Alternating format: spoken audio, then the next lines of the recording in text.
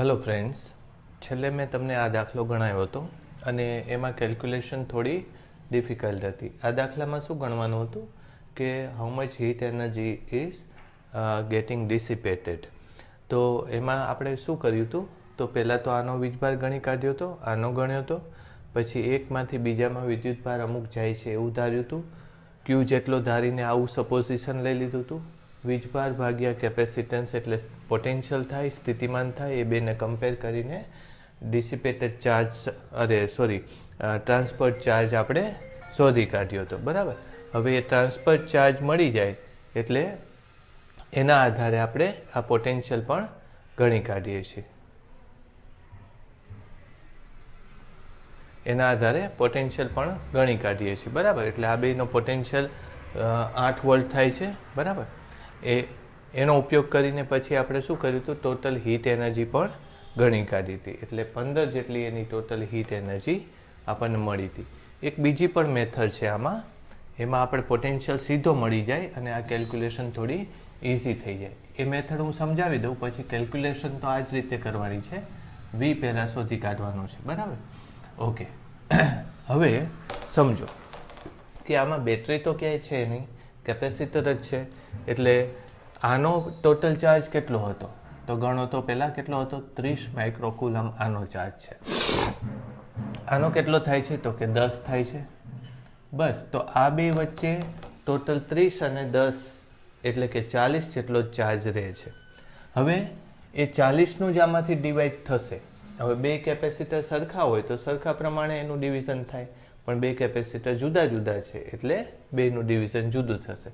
धारी लो के बे वच्चेनो पछीनो voltage V छे, तो तमे शुं लखी शको, 3 × V ए पछीनो आनो वीजभार छे अने 2 × V ए पछीनो आनो वोल्टेज छे।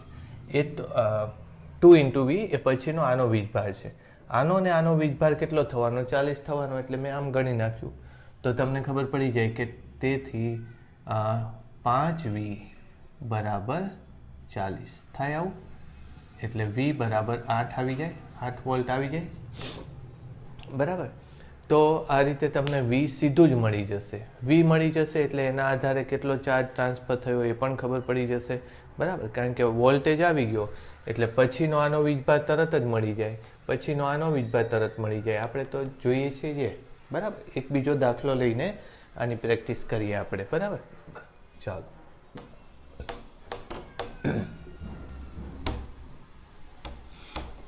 जो ए ज रीते छे, बे केपेसिटर छे।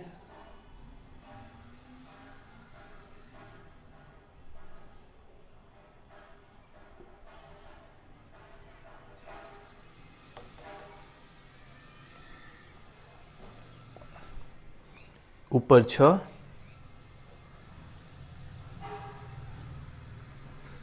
नीचे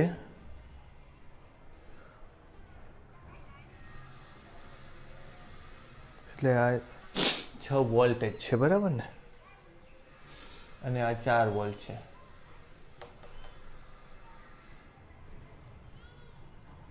આ પ્લસ છે અને આ માઇનસ છે। 4 માઇક્રો ફેરેડનું કેપેસિટર છે અને 1 માઇક્રો ફેરેડનું છે। ચાલો આવી રીતે થોડું ડેટામાં ચેન્જ હોય તો જોઈ લેજો। આમાં હીટ એનર્જીની જ વાત કરવાની છે આપણે।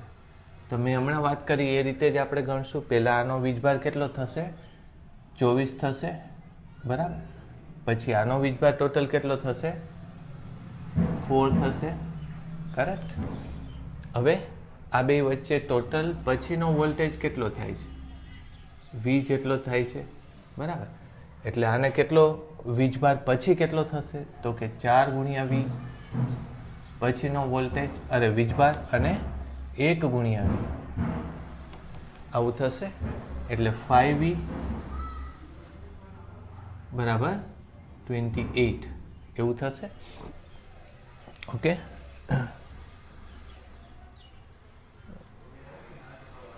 એટલે આમાં જ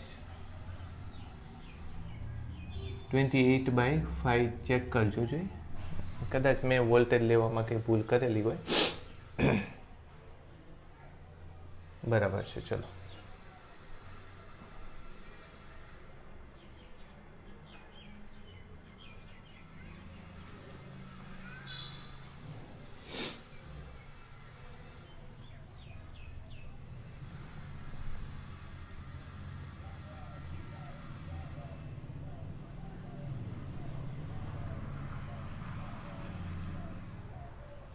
હા, એટલે કદાચ મને દેખાતું નથી બરાબર, પણ આવું લાગે છે, આમ છે બરાબર. આ રીતે કેપેસિટર આ ધનની સાથે ઋણ જોડેલો છે, તો કંઈ બીજો ફેર નથી પડવાનો, અહીંયા માઇનસ થઈ જશે, રાઈટ? એવું કંઈક લાગે છે. પછી તો માઇનસ નહીં રહે, પછી બેનો સરવાળો થશે. ફરીથી કહી દઉં, અહીંયા મેં શું લખેલું હતું? ધન લખેલું હતું, અહીંયા ઋણ હતું, પણ એની જગ્યાએ આને ઋણ અને ધન ગણો તો થોડુંક વી પ્રોપરલી આવી જશે. જો આ 4 કેવો છે? 24. ધન અહીંયા છે, આ કેવો છે? 1. ઋણ અહીંયા છે, એટલે આ ટોટલ કેટલો થયો? તો કે 24 - 4, એટલે આ થશે 20. બરાબર, 20/5 એટલે 4 વોલ્ટ. બરાબર, આવી રીતે થશે. ચાલો, શરૂઆતમાં આનો વીજભાર કેટલો થશે? તો કે શરૂઆતમાં 1 નો વીજભાર 6 ચોક 24 છે. આમ તો વીજભાર ગણવા કરતાં સીધી એનર્જી જ લઈ લે ને, તો એનર્જી કેટલી થશે? તો કે શરૂઆતમાં એનર્જી બંને સિસ્ટમની, અંતિમ એનર્જી, અથવા અંતિમ માઇનસ શરૂઆત કરો. શરૂઆતમાં 1/2 C 4. શરૂઆતનો વોલ્ટેજ કેટલો? 36 પ્લસ 1/2 1 અને 16. આ શરૂઆતનો માઇનસ 1/2 4. વોલ્ટેજ પછીનો કેટલો છે? 16.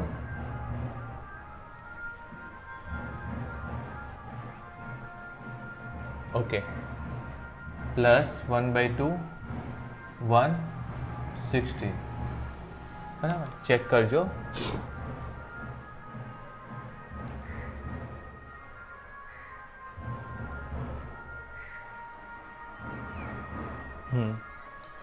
બસ આવું જોવું જોઈએ. 36 ગુણ્યા 2 એટલે 72 પ્લસ 8 માઇનસ 32 વત્તા 8 એટલે આ કેટલું થશે? 80 માઇનસ 40 માઇક્રો જૂલ જેટલી એનર્જી એમાં લોસ થશે. બરાબર, સમજ પડી કે નહીં? આ ફરીથી ચેક કરી લઈએ એકવાર. શું કર્યું મેં? તમે ચેક કરો, જોઈએ. આનો વોલ્ટેજ શરૂઆતનો કેટલો થાય? વીજભાર આનો 6 ચોક 24. આનો કેટલો? 4. પણ અહીંયા ધન 24 છે ને અહીંયા ઋણ 4 છે, એટલે આ બાજુ ટોટલ ધન 20 જમા થાય. બરાબર, હવે વી અહીંયા અંતિમ વોલ્ટેજ બેનો કેવો થઈ જશે? સમાન થઈ જશે. 6 નહીં હોય અને 4 નહીં હોય. બરાબર, એટલે અંતિમ વોલ્ટેજ ગણવો હોય તો અંતિમ વીજભાર સાથે કમ્પેર કરવું પડે. તો કે આ ગુણ્યા આ, એટલે આ 1 ગુણ્યા વી આ થશે, એ આ બાજુનો અંતિમ વીજભાર થશે. અંતિમ વીજભાર અને પ્રારંભિક વીજભાર એ છેડાઓ વચ્ચેનો ટોટલ તો સરખો જ રહે, કારણ કે એ ક્યાંય જતો નથી, વીજભાર ક્યાંય નાશ નથી પામતો. એને law of conservation of charge આપણે કહેતા હોય છે. બરાબર, તો એ વોલ્ટેજ, અંતિમ વોલ્ટેજ આટલો આવી ગયો. બસ એનો યુઝ કરીને હવે વીજભાર ગણવાની જરૂર નહીં પડે તમારે. કેટલો વિદ્યુતભાર ટ્રાન્સફર થયો એવું કંઈ લખવાની જરૂર નથી. આની શરૂઆતની એનર્જી 1/2 C V². પછી આની શરૂઆતની energy 1/2 C V². Correct? Okay, પછી અંતિમ એનર્જી 1/2 C અને આ V એટલે 4. 1/2 C એટલે આ અને આ V, એટલે આવી રીતે 40 માઇક્રોજૂલ જેટલી હીટ એનર્જીમાં ડિસિપેટ થઈ જાય. બરાબર, આવી રીતે આપણે કેલ્ક્યુલેશન કરતા. તમારી ટેક્સ્ટબુકમાં એક દાખલો છે, જૂની ટેક્સ્ટબુકમાં આ દાખલો હતો કે એક કેપેસિટરને તમે અમુક વોલ્ટથી ચાર્જ કરો છો. બરાબર, અને પછી એને એના જેવા જ બીજા અવિદ્યુતભારિત કેપેસિટર સાથે જોડી દો છો, તો સિસ્ટમની કુલ ઉર્જા કેટલી અને એ સિસ્ટમમાં ચાર્જ થતા વખતે ઉર્જા કેટલી ડિસિપેટ થઈ, અથવા તો ઉર્જા કેટલી વ્યય થઈ એની વાત પણ એમાં આવે છે. તો તમે એ કેલ્ક્યુલેશન બહુ લાંબી છે, તમે જોજો કે 3333 પછી 1111 એવું કંઈક એમાં એનર્જી આવે છે. ટોટલ 2222 કરીને ટોટલ 3333 આવે છે અને 5000માંથી આ બાદ કરો છો એટલે ડિસિપેટ થાય છે. પણ એવી રીતે ગણવા કરતાં આ મેથડ બહુ સારી છે, બરાબર, સહેલી છે અને આમાં કોન્સેપ્ટ પણ તમારો ક્લિયર થઈ જાય છે. હજી એક દાખલો હોય તો લઈએ આપણે, બરાબર.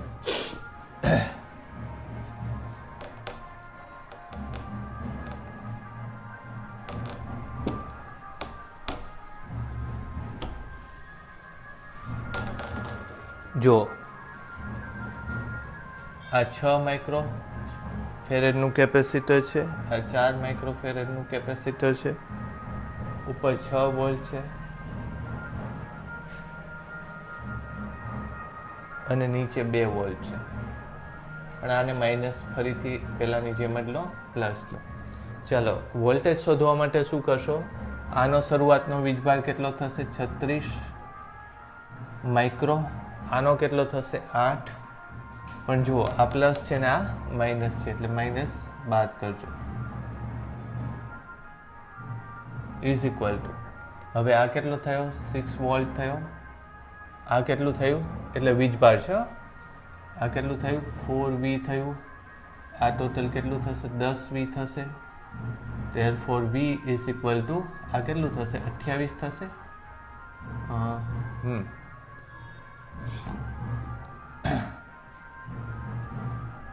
28 ભાગ્યા 10 2.8 કરેક્ટ. 2.8 volt correct. બસ આના આધારે હવે કેલ્ક્યુલેશન કરજો. મારા ખ્યાલથી મેં કંઈક લેવામાં ભૂલ કરી હોય. 4 ને 44 ભાગ્યા 10 એમાં એવું જ થવાનું છે. ઓકે, ચાલો હવે ટોટલ હીટ એનર્જી 1/2 C એટલે 6V એટલે 36 પ્લસ 1/2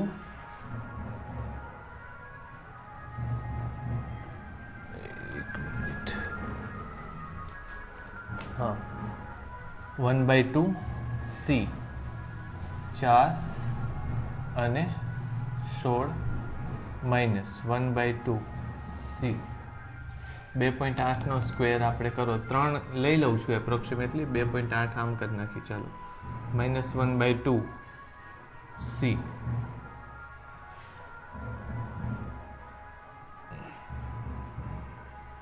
C કેટલું છે? 4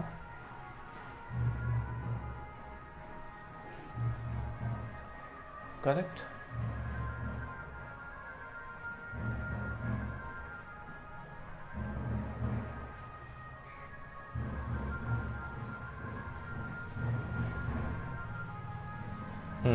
ઓકે, આમાં કારણ કે આમાં બીજું કંઈ આવતું નથી. પ્લસ માઇનસ તમને એમ થાય કે પહેલાં ઉર્જા ઋણ હતી ધન હતી એવું લેવાય નહીં. ઉર્જા જે રીતે સંગ્રહિત છે એમ જ લેવાય, બરાબર.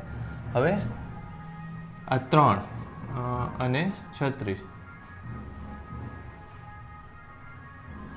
લગભગ આટલું 32.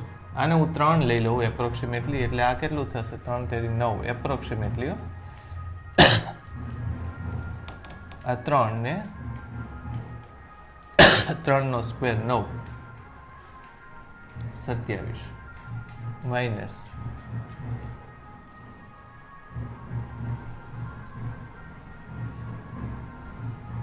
140 માઇનસ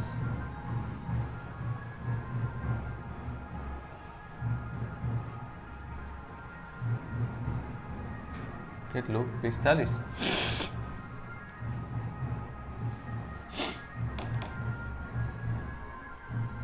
ઓકે, આ લગભગ કેટલો જવાબ આવવો જોઈએ? 100. શું કામ 100 આવવો જોઈએ? કારણ કે આ 45 જે છે હકીકતમાં જે હોવી જોઈએ એના કરતાં મોટી સંખ્યા, નાની સંખ્યા છે.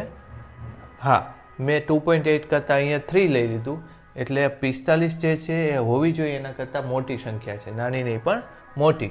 એટલે હું 40 લઈ લઉં તો લગભગ જવાબ શું આવશે? 100 માઇક્રોજૂલ જેટલો આવશે. હવે લગભગ મેં શું કામ લીધું? કારણ કે તમને 4 ઓપ્શન આપ્યા હોય અને ચારે ચાર ઓપ્શન ઘણા બધા જુદા હોય એટલે તમે આ લગભગ જવાબ તમે લ્યો તો તમને એકાદો ઓપ્શન સારી રીતે પકડાઈ જાય. પણ એ સમજવાનું કે આ 45માં થોડું ખોટું છે. શું કામ ખોટું છે? કારણ કે મેં 2.8 કરતાં શું લઈ લીધું? 3 એટલે 9 લીધું આની જગ્યાએ, પણ 9 કરતાં ઓછું આવશે. આમાં પણ કેવું આવશે? 9 કરતાં ઓછું આવશે. એટલે આ જે 45 છે એ 45 કરતાં ઓછો અહીંયા આંકડો હોવો જોઈએ. બરાબર? તો હું કેટલો આંકડો ગણી લઉં? 40 આશરે ગણી લઉં તો 100ની આજુબાજુ જવાબ સાચો પડશે. બરાબર? ઘણીવાર એમ થાય કે તમને એમ કીધું હોય કે 95 આપ્યો હોય. બરાબર? તો 95 તો બહુ ઓછો આંકડો થઈ જાય.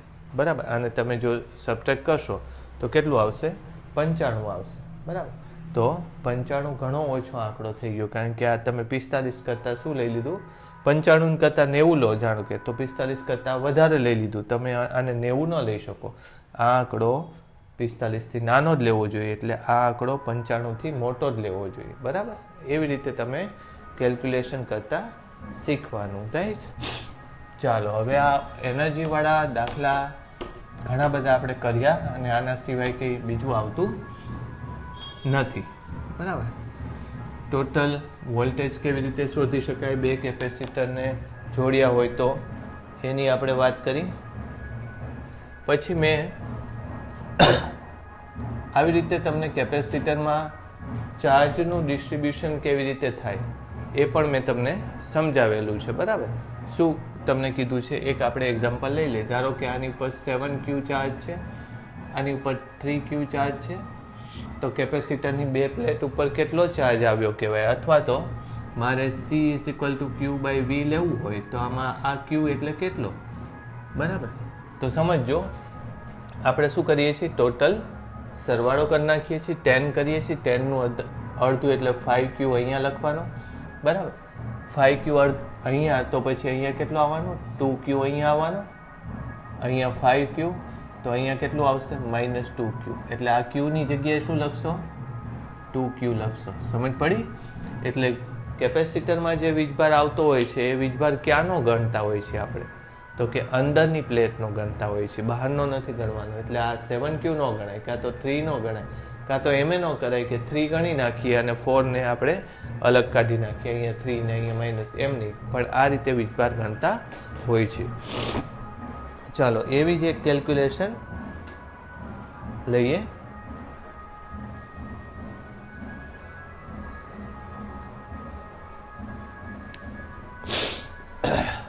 એ જ છે. આમાં તમને એમ કીધું હોય કે V કેટલો? ચાલો, તો V કેટલો લખશો? V=Q/C. બરાબર? એટલે Q એટલે 2Q/C. એવી રીતે લખો છો ને? ચાલો, એક બીજો એક્ઝામ્પલ છે એવો જ, અને આ પૂછાયેલો છે.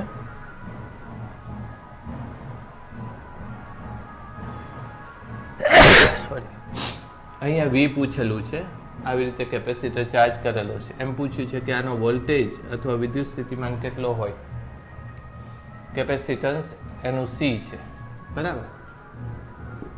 અને ચાર્જ આવી રીતે મૂકેલો છે. તો ટોટલ કરી નાખો, આ કેટલો થશે? 3. તો આ કેટલો થશે? 3/2 એટલે 3/2Q. અહીંયા કેટલો આવશે? 3/2Q. 3/2 એટલે 1.5. 2 માંથી 1.5 જતો રહ્યો એટલે અહીંયા કેટલો થશે? 1/2Q. અહીંયા કેટલો થાય? -1/2Q. હવે જોઈ લો તો આ બેનો જવાબ કેટલો આવે? 2/2 એટલે Q થઈ ગયો. આ કેટલો? 4/2 એટલે 2Q થઈ ગયો. V લેવો હોય તો V=Q/C. તો Q હવે કેટલો લેશો? 1/2Q અને C. એટલે જવાબ શું આવ્યો? 1/2Q/C. આવો જવાબ આવશે. એટલે આવું ઘણીવાર પૂછે છે કે આનો વોલ્ટેજ કેટલો ગણાય. આમ જ પૂછ્યું હોય કે એક પ્લેટ ઉપર 2Q છે, બીજી પ્લેટ ઉપર Q છે, તો આનો વોલ્ટેજ કેટલો ગણાય. બરાબર? એવી કેલ્ક્યુલેશન પૂછી હોય છે. રાઈટ? ચાલો, હવે બીજી પ્લેટો વાળા ક્વેશ્ચન હોય છે. હવે થોડાક એ લઈ લઈએ, તો એમાં કંઈ બહુ અઘરું નથી હોતું.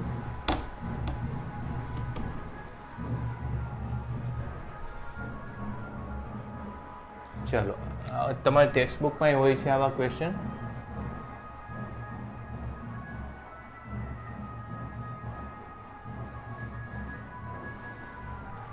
આનું ઇક્વિવેલન્ટ કેપેસિટર કેટલું થાય, બરાબર. તો આ બધા બહુ ઇઝી હોય છે, આમાં કંઈ બહુ પ્રોબ્લેમ આવશે નહીં.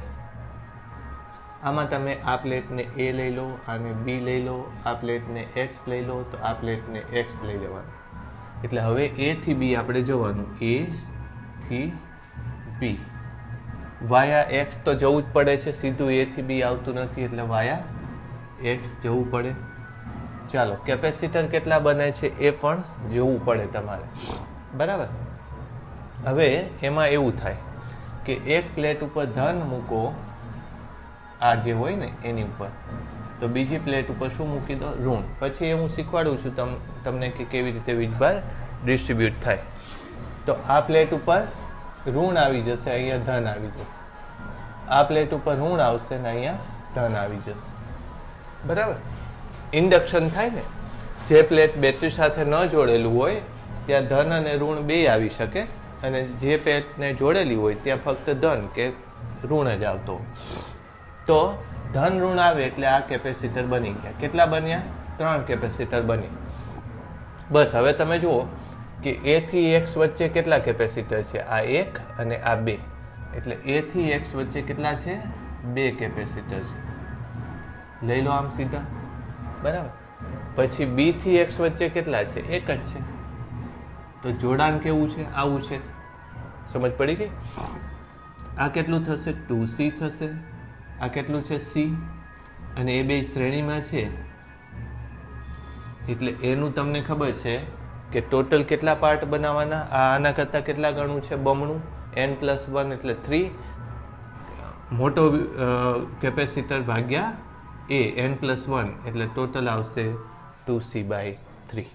સમજ પડી? આવો જવાબ એમાં આવવો જોઈએ. ઓકે, ચાલો હજુ હું થોડા તમને આવા સોલ્યુશન કરાવું, અને બને ત્યાં સુધી હોમવર્કમાં પણ લઈ શકાય એવા છે આ પ્રશ્નો.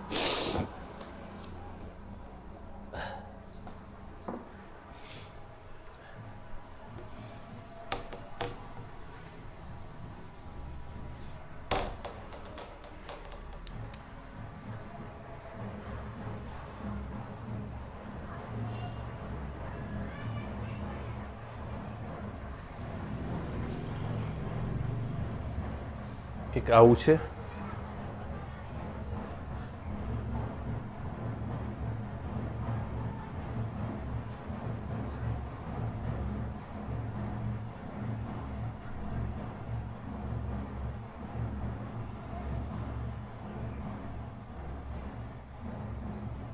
આમાં તો ઘણી શક્યતાઓ છે.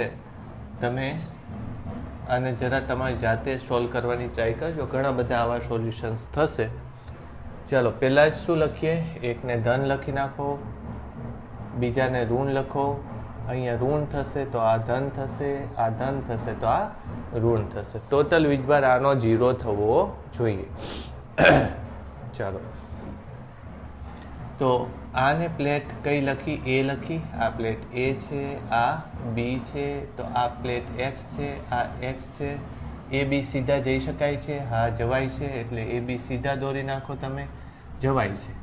અને વાયા એક્સ પણ જવાય છે, એટલે એક એક્સ ઉપર લખો. વાયા જવાતું હોય, એ બી સીધા જવાતું હોય તો એની વચ્ચે એક્સ નહીં મૂકવાનું, પણ વાયા એક્સ જવાતું હોય તો વચ્ચે એક્સ મૂકવાનું.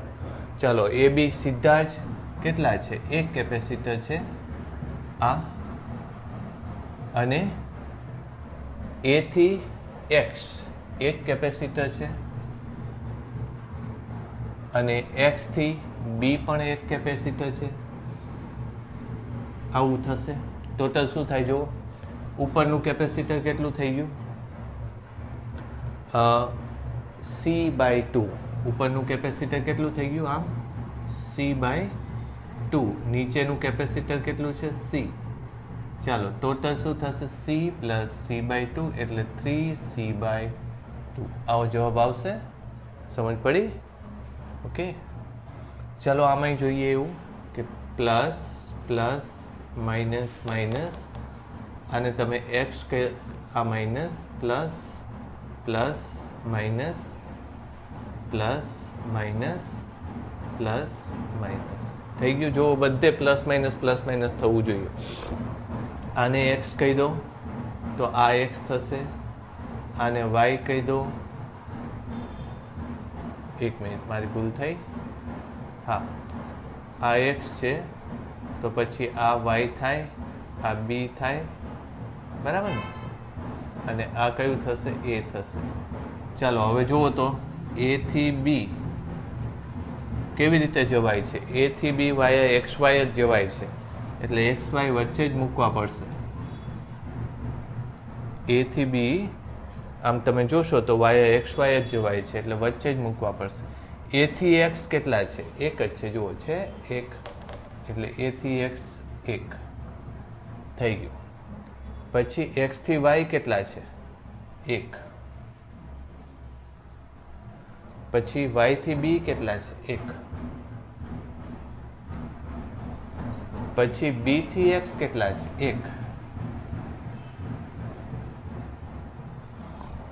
અને એ થી વાય કેટલા છે, એક.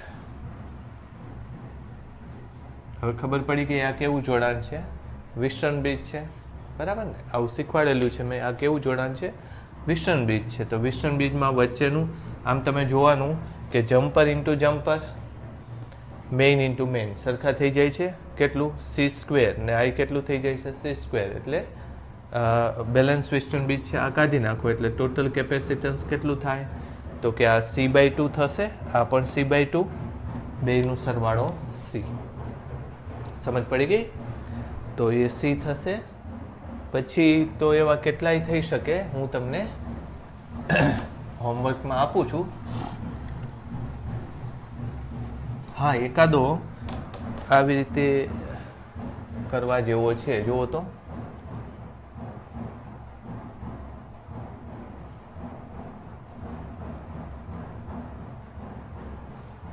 આ એ અને આ બી આવી રીતે આપેલો છે, તો એ પણ વાંધો નહીં આવે. જુઓ તમે, પહેલાં તો એ ના બે બાજુ ધન,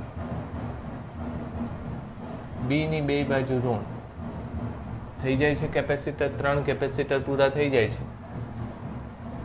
આ એ થાય છે, આ બી થાય છે, આ બી થાય છે, આ એ થાય છે. એ બી ની જ વાત આવે છે આમાં. જુઓ તમે, તો એ થી બી વચ્ચે કેટલા છે, 3 અને 3 એ થી બી વચ્ચે જ છે, એટલે આમ જ જોડી દો સીધા જ. કેટલું થશે, 3C થશે. સમજ પડી? ઓકે. એ જ રીતે તમે જો આમ લઈ લો,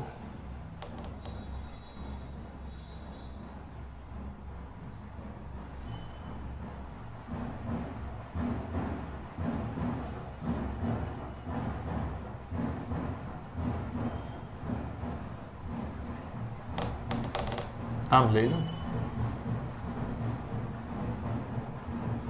એટલે એક પ્લેટ આની સાથે, બીજી પ્લેટ આની સાથે, તો આવું જ થશે. આ બધા કેવી રીતે જોડાયેલા છે, સમાંતરમાં. તો 1 2 3 4 5 6 આવશે ટોટલ, એટલે 6C જવાબ આવશે. ટોટલ જેટલી પ્લેટ હોય ને એનાથી એક ઓછું આવે. આ 3, એક નહીં ના, 1 2 3 4 5 6 આવ્યું ને? હા, એટલે આ જેટલી પ્લેટ હોય એનાથી એક ઓછું ગણી લેવાનું. 1 2 3 4 5 6 7, એટલે 7માંથી એક પ્લેટ ઓછી ગણવાની, એટલે 6 × C કરી નાખવાનું. આમાં સીધો જ જવાબ આવશે. એટલે અલ્ટરનેટિવ, એક આની સાથે જોડ્યું હોય, એક આની સાથે જોડ્યું હોય, તો સમજવાનું કે કેપેસિટરનો બધો સરવાળો થાય છે. ઓલું ગેંગ કેપેસિટર આવશે તમારે ભણવામાં ફ્યુચરમાં, કે એની પ્લેટ અમુક પ્લેટો આમ ખસતી હોય આવી રીતે, બરાબર. તો આ જેટલું એકનું કેપેસિટર થાય એટલી જેટલી પટ્ટીઓ હોય એટલા ગણું કરી નાખવાનું, એટલે એ તમારો જવાબ થશે. ક્લિયર? એટલે આવા થોડા હું તમને આપી દઉં. ચલો તમે કરજો તમારી રીતે.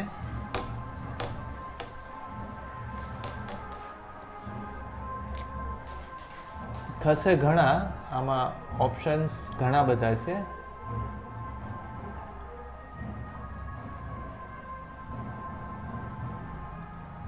ચાલો, આ તમારે હોમવર્કમાં એક કરવાનું છે. પછી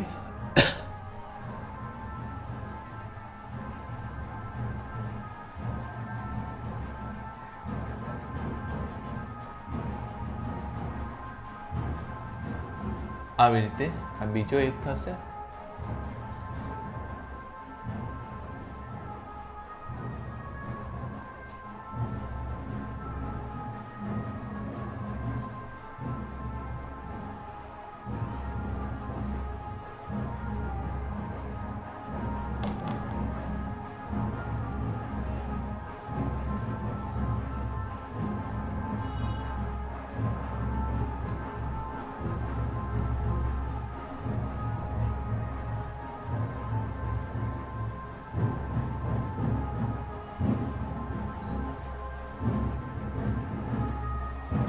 આ ત્રીજો દાખલો થશે.